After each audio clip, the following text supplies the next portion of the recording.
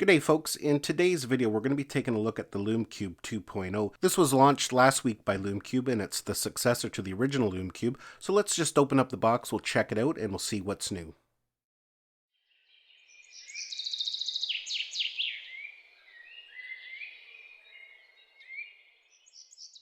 So here I've got the Lume Cube 2.0. When you purchase these, you can get them in a single pack or a double pack.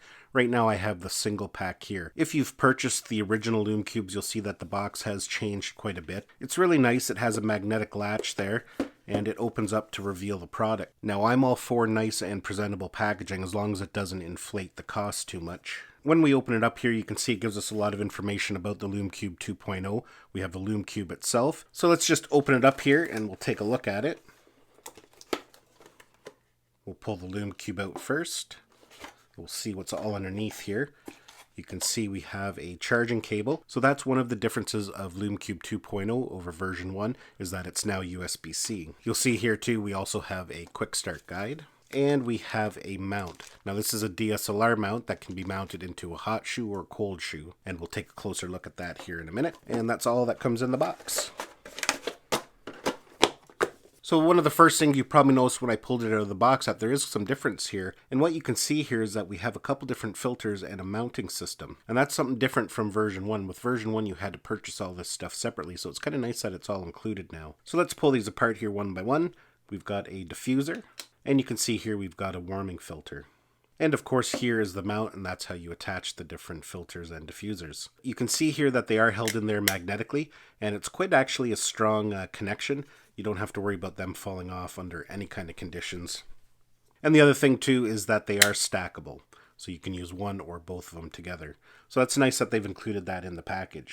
So in here is the Lume Cube 2.0. Let me grab one of the old ones here and we can do a comparison. You'll notice that they are the exact same size and they also have the exact same weight. Now I'm not sure if the original Lume Cube came in different colors. You can see this one here has kind of gray tones to it, whereas the new updated version comes in all black. Just like the original, we have a 2-button design. The only difference there now is you can see they've labeled it, so that's kind of a nice touch as well. On the back here, you'll notice quite a difference. The new Lume Cube 2.0 comes with a rubber flap to cover the USB-C charging port. The original one came with a screw and cover that you would have to use a screwdriver or a coin to remove it, and that was kind of a pain, especially if you're out in the field and you needed to charge it up and you didn't bring a screwdriver or didn't have any coins in your pocket. The Lume Cube 2.0 has a 1/4-20 at the bottom, just like the original, and that's how you would mount it to things like a tripod or to a DSLR. Now if you take a look at the light itself, you see there's quite a bit of difference there, and that's one of the big improvements of the 2.0 is that they've really worked on the light and they've made a lot of enhancements to it. The first thing they've done is increase the beam angle, so it's gone from a 60-degree beam angle to 80-degree beam angle. It gives it a wider throw and prevents any kind of hot spots from appearing. Now one of the other new features that they are boasting is that it has a 95 CRI.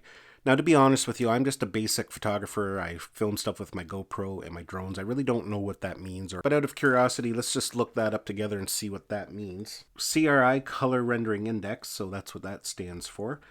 It's from a scale of 0 to 100, indicating how accurate a given light source is at rendering color when compared to a reference light source. The higher the CRI, the better the color rendering ability. Light sources with the CRI of 85 to 90 are considered good at color rendering. So this has a CRI of 95, so that means that it is very good at color rendering, getting accurate colors. So the Lume Cube 2.0 has an aluminum build to it, just like the original. That makes it nice and durable if you're going to be out in the field.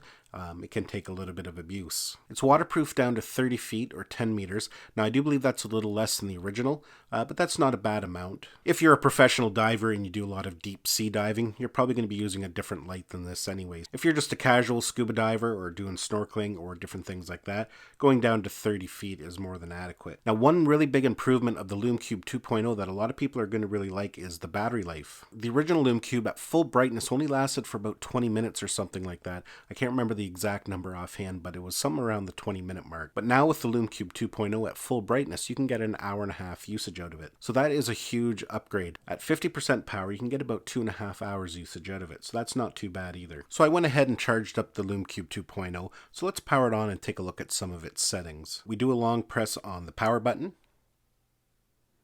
You can see there it's now powered up. We can use the plus and minus to raise the brightness in 10% increments.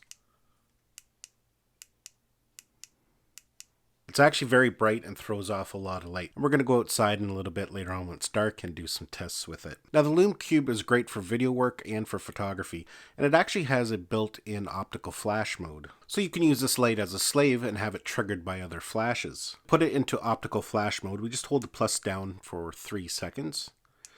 You can see it's now powered off. Once it's in optical flash mode, the light will turn off, but as soon as it detects changes in the light, you can see there it's going to be triggered.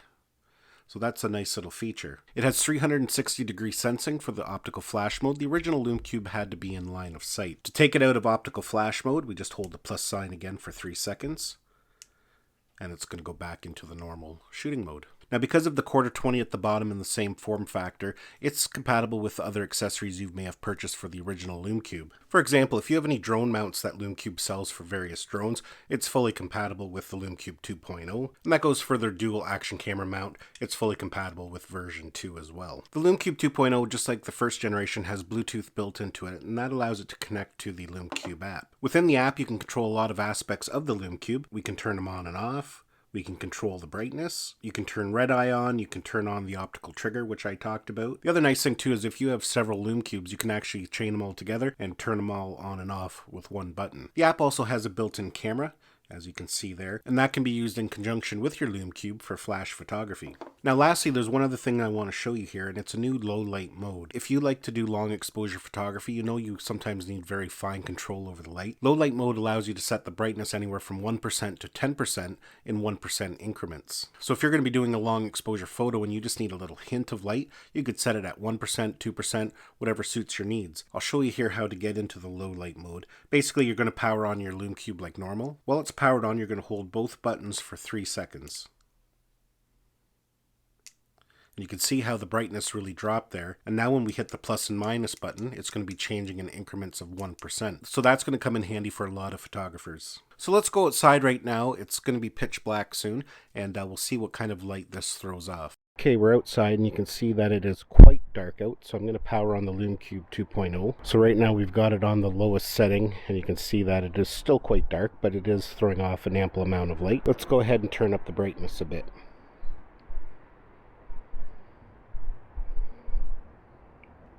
I think right there we are about 50% power. And there we go. So you can see that it throws off quite a significant amount of light. Of course, the stabilization is not going to be that great because it is quite dark.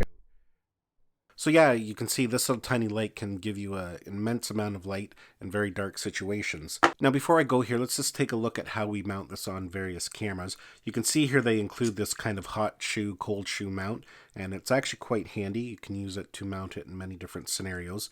First off, you could just mount this directly to a tripod via the quarter 20. If you like filming with your Osmo Pocket, there's a couple different ways we can mount the light on there. First off, let's remove that. So the first way is we're just going to take this simple little accessory here, and we're going to slide it in normally where that lightning connector is. You can see here once it's in, we now have a cold shoe on the side, and we can then take our Lume Cube. You can see here just like that, we now have a nice little light attached to our Osmo Pocket. Nice simple way to do it. Of course, you can angle the light in whichever direction you need. If you're doing vlogging, you can have it facing yourself, or you can have it facing whatever you're filming. If you're going to be using your Osmo Pocket in conjunction with your phone, you can always pick up a mount like that. We'll place in the Osmo Pocket just like that. Then at the top here, you see we have a cold shoe as well. We can then attach our light. So we just put the light on there like that, and there we go.